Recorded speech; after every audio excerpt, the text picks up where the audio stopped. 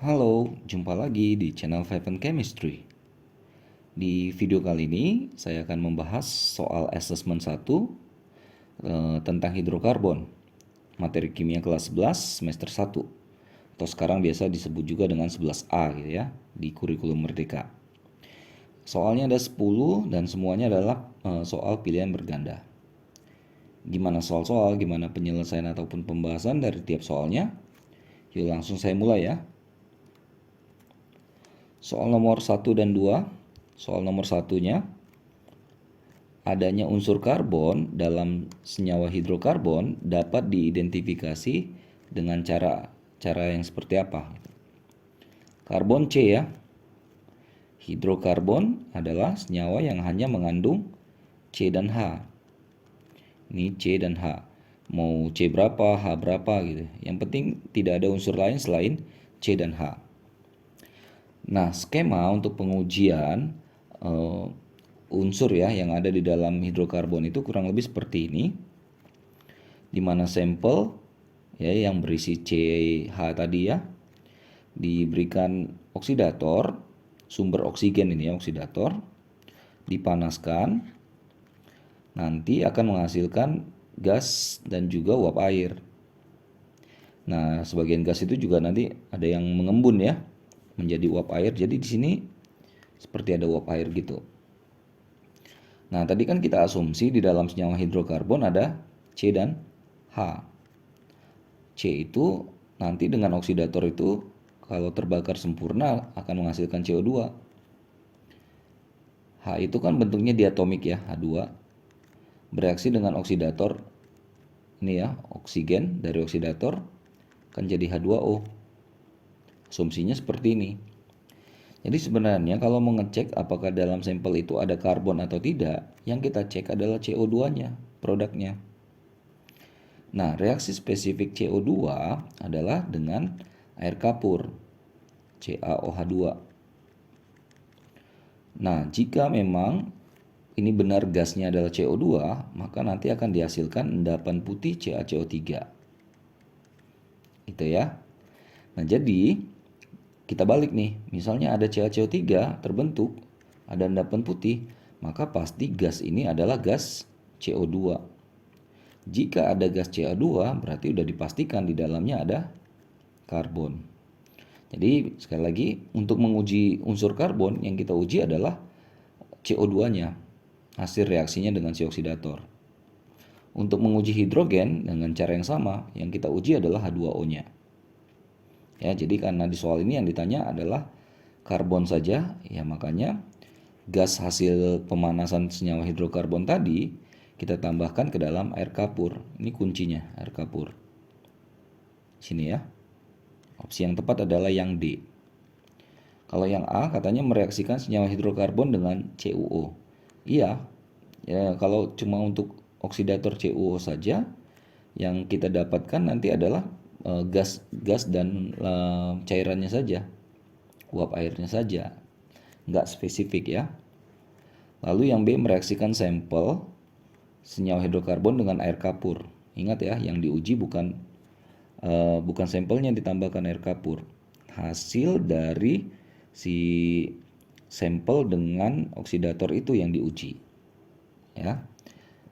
C mengalirkan gas hasil pemanasan senyawa hidrokarbon ke dalam air panas. Ini nggak ada urusannya ya. Yang D ini air kapur untuk ini ya, untuk menguji CO2. Ada CO2 berarti ada C. Sedangkan yang E, zat cair yang ada di sini nih, itu di hasil pemanasan tadi diuji dengan kertas kobalt 2. Kertas kobalt 2 ini biru ya. Nanti kalau memang beneran ada air 2O, maka nanti ini menjadi pink. Jadi kalau dibalik, kalau hasilnya warna pink ya, berarti udah dipastikan tuh ada H2O. Ada H2O, pasti ada hidrogen. Tapi yang diuji di sini kan yang ditanya cuma karbon saja ya. Jadi opsi yang tepat adalah yang D. Kalau untuk hidrogen, yang tepat adalah yang E. Oke. Lanjut soal nomor 2. Ini ada senyawa-senyawa hidrokarbon ya, ada 1, 2, 3, 4, 5, 6. mana kelompok senyawa hidrokarbon yang jenuh. Ingat, yang jenuh itu adalah yang tunggal ikatan antara C dengan C-nya. Oke, kita mengenal hidrokarbon itu ada 3, alkana, alkena, dan alkuna. Di mana alkana memiliki pola Cn H2n plus 2, alkena Cn H2n, dan alkuna Cn H2n min 2. Jadi yang kita cari itu ini, yang punya ikatan tunggal itu antar C-nya adalah si alkana. Ya, jadi kita harus mengecek apakah 1, 2, 3, 4, 5 ini, 6 ini yang mana yang mengikuti pola si CnH2n plus 2. Oke, untuk yang satu C2H4, berarti kan H-nya itu 2 kali lipat daripada C. Jadi dia masuk di sini nih, C2H4. Itu yang ngeceknya ya. Berarti kan salah. Yang ditanyakan yang tunggal, yang jenuh. Nomor 2 dengan cara yang sama, 3 dan 6 itu kan 2 kali lipat. Nah, jadi itu pola dari alkena. 4 dan 6, C4H6 itu kan itu polanya alkuna. Ya, CnH2n min 2. Uji aja, kalau N-nya 4 berarti C4 8 kurang 2 kan 6, C4H6. Salah juga. Kalau Na itu double bond ya. Kalau Una itu triple bond. Lihat yang keempat C4H10. Nah, itu patternnya atau polanya di alkana. Ganti aja N-nya jadi 4. C4 2 kali 4 tambah 2 10. Pas kan? Ini sama nih ya, 5 12 6 14. C5H12, C6H14. Ini kalau diikuti polanya akan mengikuti pola alkana ini. 5 dengan 5 kali 2 tambah 2 jadi 12. 6 dengan 2 kali 6 tambah 2 14. Inilah yang benar ya. 4, 5, 6. Berarti opsi yang tepat yang E.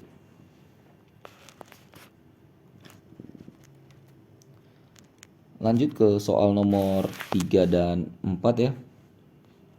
Nomor 3, atom C sekunder ditunjukkan oleh atom C nomor berapa?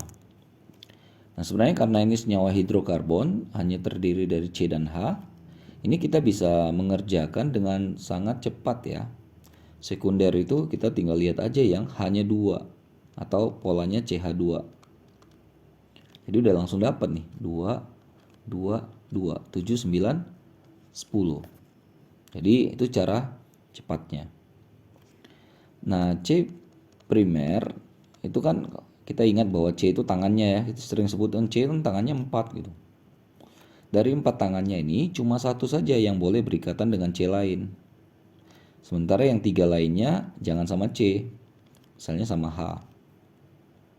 Itu primer ya. Kalau dia sekunder,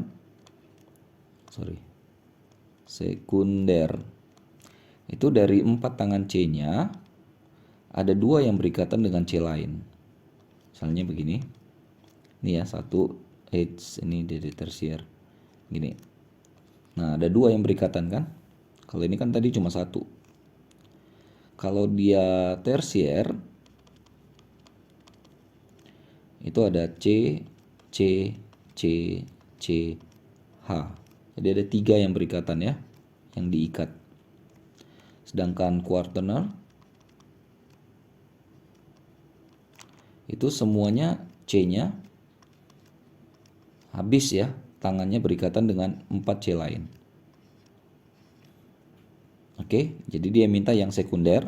Sekunder ini kan kalau kita ganti polanya ini kan jadi kayak CH2 gitu kan. Nah, jadi tinggal cek aja CH2-nya. Jadi kalau yang tanya primer, cek aja yang CH3.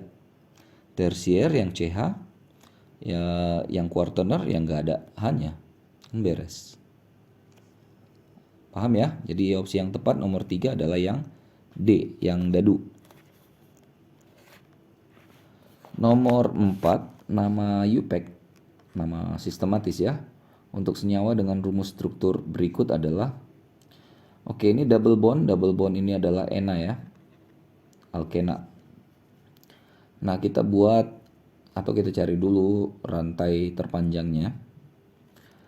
Nah, jadi rantai terpanjangnya ada 1, 2, 3, 4. Jangan ke kanan ya, karena di bawah masih ada yang lebih panjang. Cari rantai yang lebih panjang dan double bondnya si Na-nya harus ikut di dalamnya. Nah, lalu pikirkan apakah nomornya dari kiri ke kanan atau kanan ke kiri. Nah, kalau kita hitung dari kiri ke kanan, 1, 2, 3, double bondnya muncul di nomor 3 ya. Nah, kalau misalnya kita kita nomorin dari kanan, 1, 2, 3, double bondnya juga di nomor 3. Nah, lalu yang mana yang kita jadikan prioritas? Yang kita jadikan prioritas setelah rangkap atau double bond adalah cabang. Kalau kita dari kiri 1, 2, 3, di nomor 2 ada 2 buah cabang. Di nomor 2 ya. Sedangkan kalau kita dari sini, dari misalnya inilah 1, 2, 3, cabangnya cuma ada 1. Semakin banyak cabang semakin prioritas. Jadi 1 dari kiri akan jadi prioritas utama. Udah tinggal nomori. Kan 1, 2, 3, 4, 5, 6 udah beres. Di 2 ada cabang 2 buah di atas bawah. Ini metil.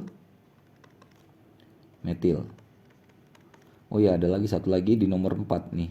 Jadi cabang dia nih. Jadi cabangnya ada 3. Di nomor 2 ada 2, 2, 2, berarti 2, 2, 4. Trimetil. Ini ada di nomor 3. 6 itu kan heksena. Ya berarti A jawaban yang tepat.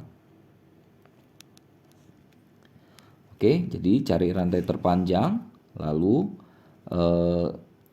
di luar itu namanya adalah cabang. Lalu prioritaskan cabang yang lebih banyak yang dapat nomor paling kecil. Oke, lanjut nomor 5. Nah, nomor 5 ini agak sedikit blur ya. Oke, ada 2 buah senyawa. Lalu kita diminta mencari pasangan data yang tepat. Sebenarnya kalau kita mau ngerjain seperti ini, cara yang pertama adalah langkah pertama adalah buat nama aja sebenarnya. Ini kan CH3 ya. Ini maksudnya. Lalu ini ada 2 CH2. Lalu ini ada 3 CH3. Nah, ini namanya kan propana ya. Beres. Lalu nomor yang kedua ya. Yang kedua ini senyawanya kita namain lagi. Nah, ini lebih kompleks ya. Jadi cari rantai paling panjang nih. Ini langsung ketemu sih sebenarnya.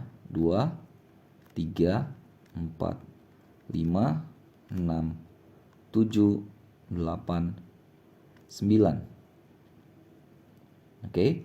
Ini semuanya ikatannya tidak ada rangkap, berarti ini alkana, berarti 9 itu nonana. Ya, maka di luar ini semuanya adalah cabang. Jadi kita punya cabang di sini, metil. Nah, ini nih kan cabang ya. Ini namanya isopropil ya. Metil. Lalu mana lagi cabang? Oh, ada lagi di sini. Ada 2. Ya, metil-metil di posisi nomor 6. Oke, kalau kita namain berarti I dulu ya, baru M ya secara abjad. I-nya ada di nomor 4, isopropilnya nomor 4. 4 isopropil. Lalu metilnya di 266 ya. 266. Kalau ada 3 kita jangan lupa kasih tri ya. Tri metil. 9 tadi nonana. Udah, ini kita tinggal cek aja sifat atau ini ya, kode-kode ABC ini.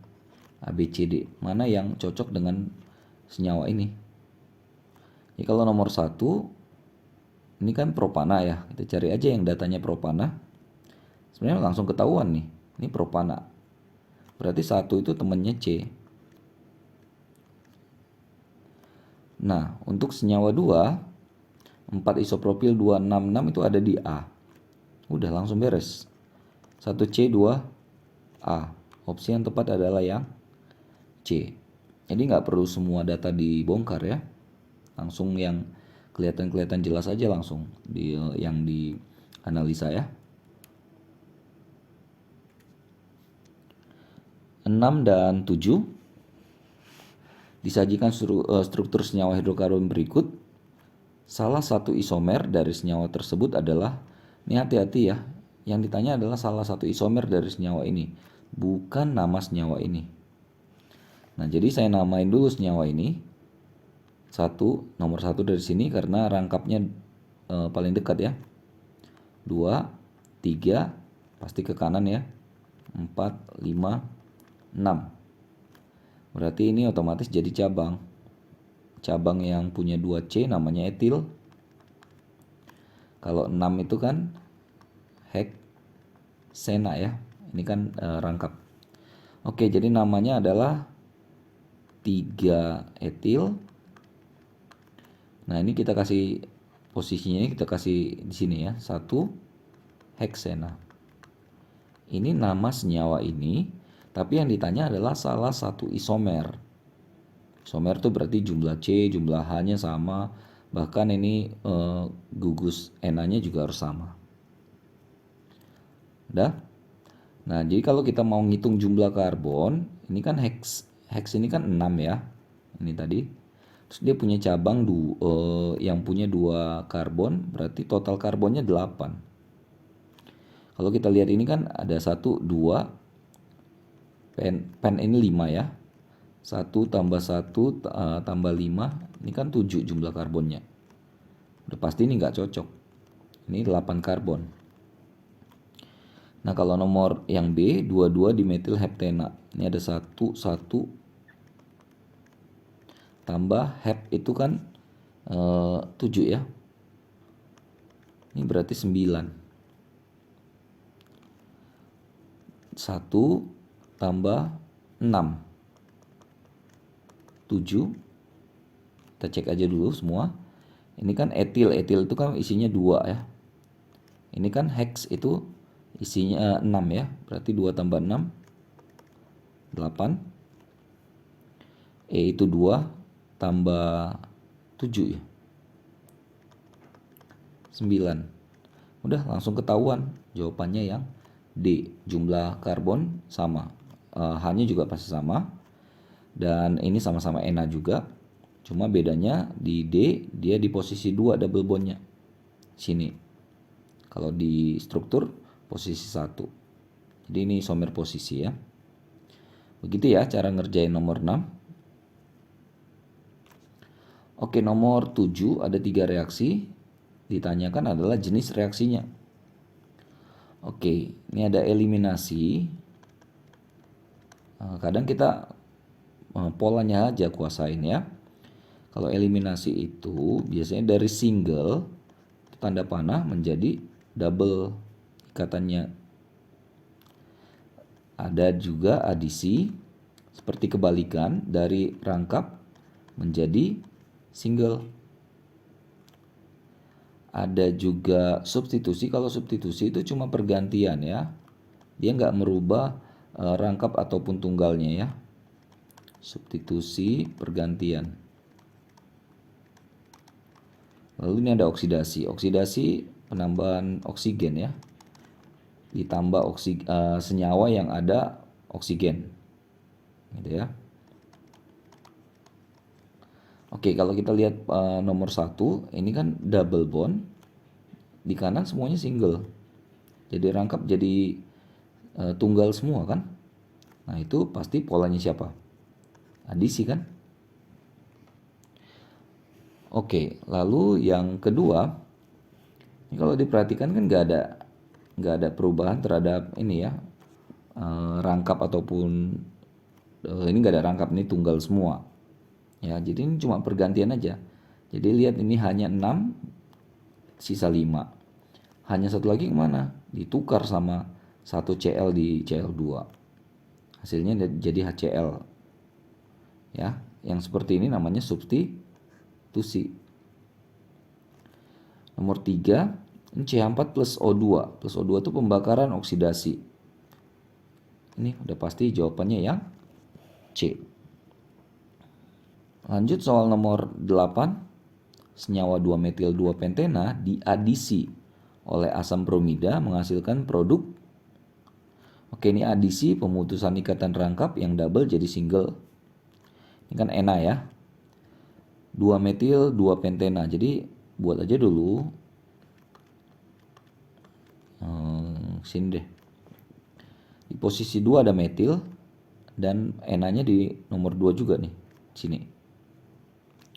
Isi hidrogennya. Di sini masih ada 1 ya. Masih ada 1. Di sini ada 2. Di sini ada 3. Lalu ditambahkan HBr. HBr gini ya, asam bromida.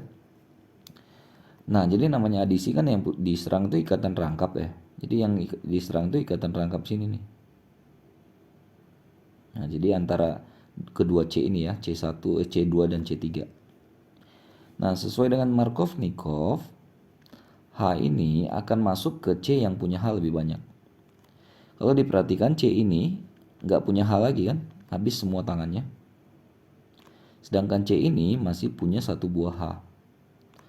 Jadi hidrogen masuk ke C yang punya H lebih banyak.